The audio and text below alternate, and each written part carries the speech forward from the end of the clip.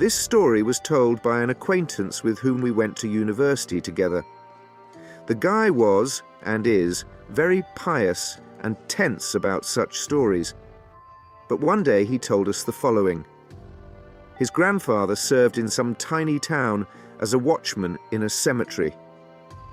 The cemetery was old, Polish, Catholic, 1,000,000 beautiful old monuments, a church in the centre, and the town itself was in Poland.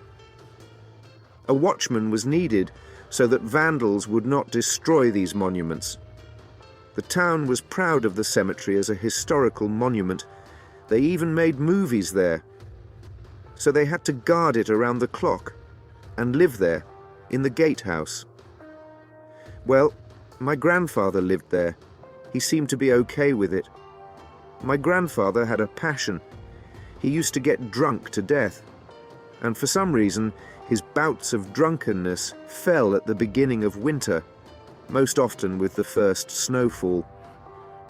All the relatives shamed the old man for this, but my acquaintance did not, because one day, just before winter, he fell ill and stayed at home. His parents worked at the factory at night, and as a result, the boy ended up in the care of his grandfather, who took him to his gatehouse. It was early December, and it was getting dark, very early.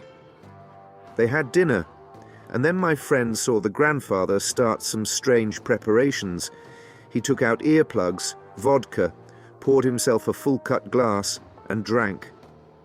Then, at the mute question in his grandson's eyes, he said the following: "Son, plug your ears and don't be afraid of anything. Whatever they say to you from behind the window or the door, you ignore it. Count to yourself or sing a song, but don't be afraid. It happens once a year and passes in the morning.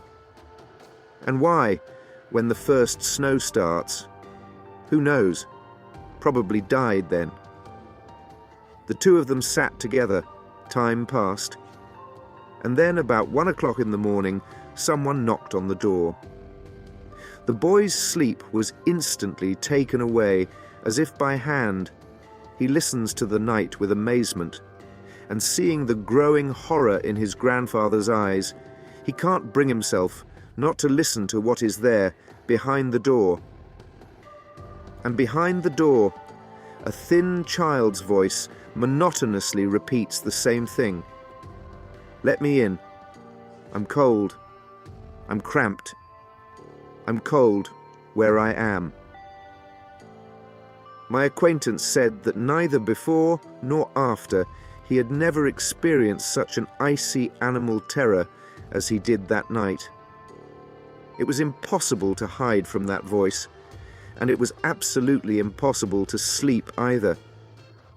So they sat there until the first rays of the stingy winter sun. As soon as it began to dawn, the voice behind the door was silent. By this time, the grandfather had already drunk to insanity, and the boy, having heard as all hushed, felt that fear begins to let go. Then he got up, put on his boots, and looked out on the porch. The sun had already risen, the first snow of the year had fallen, and there was no one there. Only a chain of small footprints stretched across the snow, from the porch to the cemetery. My acquaintance followed this chain. He really wanted to understand what they had heard at night. He told me that he came to a lonely old grave with a quaint Polish name and surname. It was, as he learned later, a local aristocrat who had died at the age of barely 30. There was a strange monument on the grave, quite traditional at first glance, an angel with a cross in his hands. Except, if you look closely, there was a very ambiguous expression on the angel's face, some kind of smirk.